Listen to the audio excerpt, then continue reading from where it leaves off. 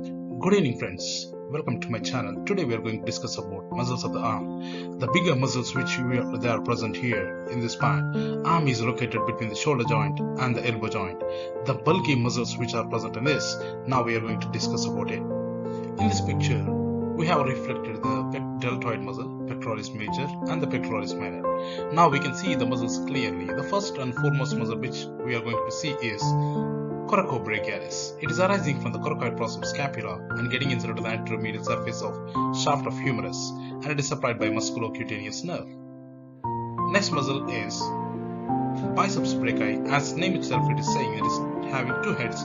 Short head is coming from the coracoid process of the scapula. Long head is coming from the supraglenoid tubercle of scapula. And this biceps brachii, which is getting inserted to the radial tuberosity, and it is supplied by musculocutaneous nerve. Then underneath the biceps brachii, we can identify the bulky muscle which is arising from anteromedial surface and anterolateral surface of lower part of the shaft of the humerus, and this muscle is called as brachialis.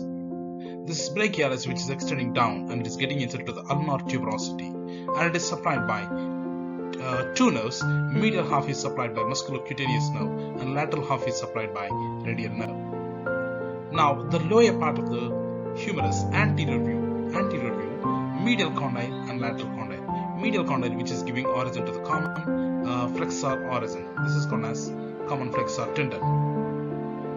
Other muscles which are arising from the medial epicondyle is the pronator teres. This muscle is called as pronator teres.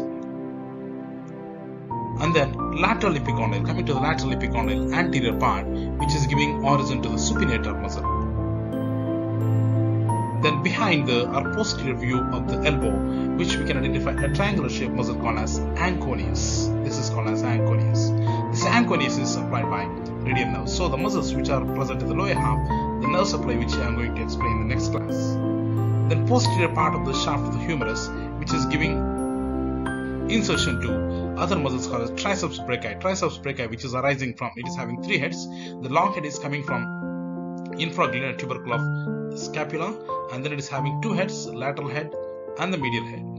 So this is a long head and this is the lateral head of triceps brachii, and now below that we can identify medial head of triceps brachii. This is the medial head of triceps brachii. So these three heads, and long head of triceps brachii, lateral head, medial head, these three are supplied by radial.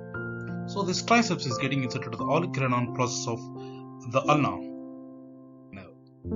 And then lower part of the lateral epicondyle, which is giving origin to the common extensor tendon. Then other muscles are brachioradialis, extensor carpi radialis longus and extensor carpi radialis brevis.